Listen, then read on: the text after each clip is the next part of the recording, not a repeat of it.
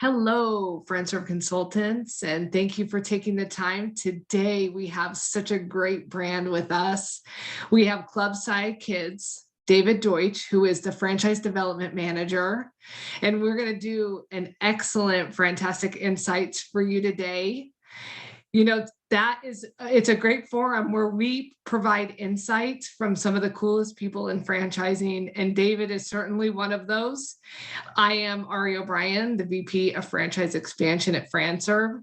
FranServe is the largest consulting organization in the world, and our mission is to help change people's lives through franchise ownership. We do that through an incredible network of franchisors and franchise consultants who help their candidates explore franchise opportunities. Thank you for being here today, David. Thanks for having me. Absolutely. So Club SciKidz, such an interesting model. It's enrichment, helping kids learn and get interested in STEM. And I know you're going to talk a little bit more about that. And you do that through not only summer camps, but regular school. So we're going to hear all about the brand and what makes it so unique. So maybe you can talk to us a little bit about what you guys do and kind of what your role is. Okay, great. Well, Club SciKidz works on trying to get kids engaged in the STEM fields. If you're not used to the word STEM, I think most people have heard of it, but it stands for science, technology, engineering, and math. Some say STEAM, and they have an arts piece to it, kind of a little bit of controversy in the field, but we stick with STEM, and we deliver our product in two main ways. The first way is through our summer camps, and about 80% of our revenue comes through our summer camps. The second category is going to be during the school year with in-school and after-school programs. But it really is up to the franchisee on the emphasis. It's all on what they want to do. You could build a business with the opposite percentages and do 80% in school and after school, and 20% the summer camps. It's really just the effort. But we're a little different because of that. The camps have been our core product for so long. And whenever I say there's summer camps that people think of, well, that's 8 to 10 weeks out of the summer. What do I do the rest of the year? Well, you're delivering the camps over the summer, but the rest of the year really starts in September and October.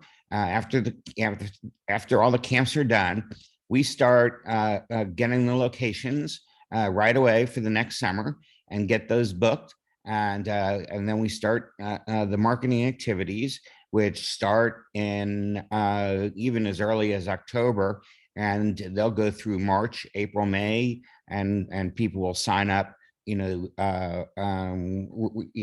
try to sign up right before the camps start, which is difficult in a lot of situations. But it's great. It's a great field. I've been in the education industry for quite some time. It's really fun to see the kids getting excited about what they're learning, and they make the projects and everything we do in all of our programs, whether it's the in-school, after-school, summer camps. It's all about teaching them something. And believe me, they don't want to sit down for lecture, in their summertime. So all of ours are very hands-on, and each of the curriculum has a goal to get, and our goal is to get them excited and interested and fun. And if we could do that, that you never know, someone could get interested and make that kind of a career goal, to get to that point in the STEM area. All three of my kids are in STEM fields. And so I get that right away. A lot of the school systems don't really cover it a lot. They don't have the resources for it. And as projected, the number of jobs coming from the STEM industry is really where we're going to have a lot of the jobs come from in the future. in some areas more than others. Like girls only make up about 17% of engineers out in the workplace. But so we think a lot of that is they just don't know what it's all about. So our number one class that we've had over the last couple of years has been veterinarian medicine. And in that, the girls outpace the boys big time, in that one. But we try to do a lot of different programs at each of our locations and giving people an opportunity to get excited about STEM. Well, and it sounds like even though the main focus is summer, the franchisees are busy all year just with the preparation and then the amount of work that they do in this, during the regular school year. So it's Right. a year-round business, or if they want to take some time off, they absolutely have that option as well. So that's Right. great. That is a good point. When I say that, people always think, well, I'm looking for a full-time, kind of opportunity here. And I wouldn't say it's 12 months, but it does lower a little bit for 2 months out of the year. Yeah. So I say you're closer to 10 months than you are 10 weeks. That's for sure. Nothing wrong with some time off. So yeah, absolutely. 100%. So talk to me a little bit about what your expansion plans look like in regards to areas that you're really targeting growth and where you really want to have a strong presence. Well, the cities don't really make a difference to us. It's within the cities. We're going to be more in suburbia than we are going to be in an inner city. And the bigger reason for that is we do try to work with certain underprivileged kids that are excited about camp and stuff that just can't afford that. So we try to do things that not only teach them science, but we have a lot of scholarship type programs for people who can't afford it. But we're usually more in higher demographic areas. So, usually that's going to be balanced out in most cities, that in Atlanta, for instance, the higher family income is in the north side of town, and then below downtown, some of the areas are building up, but you're going to see most of the camps being held like in the north side of town. And you'll have things like that in most cities.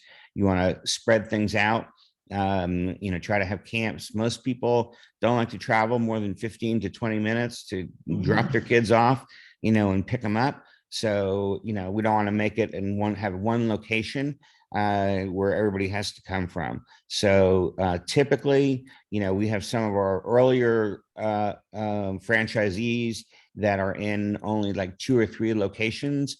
And then some of the bigger locations are in 10 to 12 locations. So it's really up to the franchisee what they want to do. And you touched on this a little bit, but you're working from home, and we create relationships with various churches, schools, community centers, and that's where everything happens, is at that location. What you're doing at home are all the things behind the scenes that need to take place.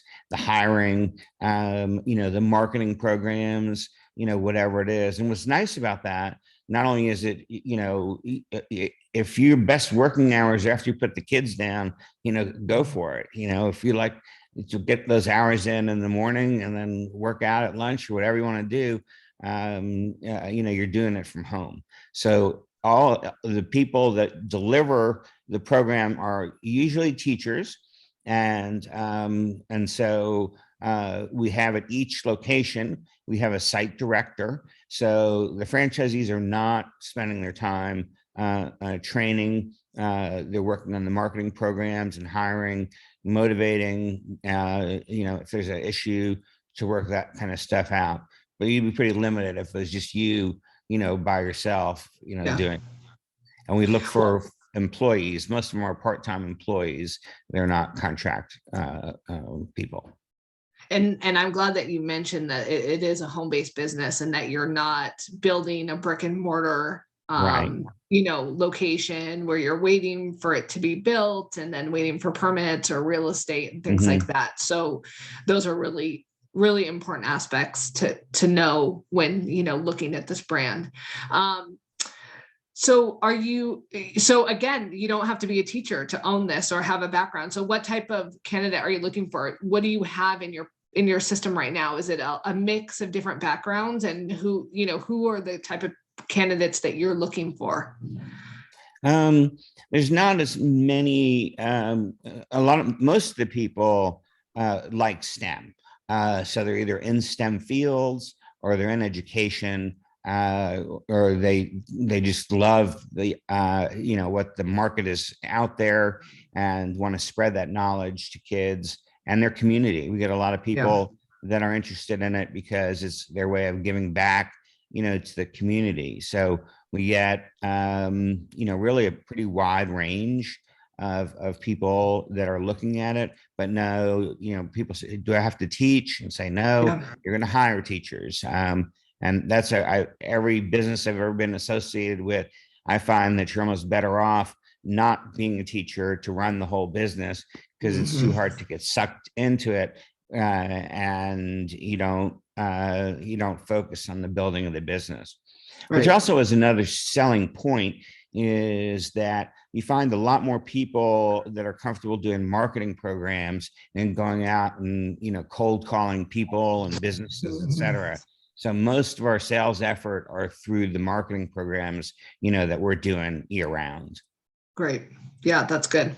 Very, very, good information in regards to what exactly you guys are looking for. So how did COVID affect you guys, since everything is in person, and what have you done since everybody's back in person, and how did you kind of pivot your process and change the way you guys are doing business?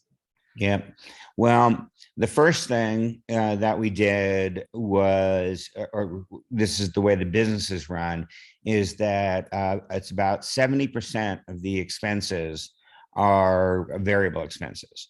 So that if during COVID you all are in brick and mortar buildings and have employees that are full-time employees, you'd have a lot of difficulty during COVID or situations like that. So we didn't have, we just didn't have, I'll say, the decrease, and we had the major decrease in business, but we also had a drop, in our expense structure, as well. But we did a few things to kind of keep it going. Out of the locations we were in Maryland, they went right through it. They were allowed to do it, and they did. And they still did a big decrease in their revenues during COVID. One of the things that we did that worked out really well is that we've had a subscription business for Camps in a Box, and which are totally self-paced.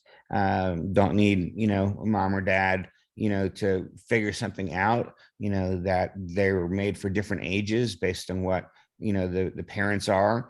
And what we did is we pretty much gave, because you need to back up a little bit, which is a good part about this business, is if you're worried about working capital or startup expenses, things like that, that we're probably the reverse of that, in that people sign up for their classes, they'll sign up starting in October again, and they'll pay online to register. And then, so we have all the money from all the students for the summer is sitting, at the business. It's not chasing money around. You get that money.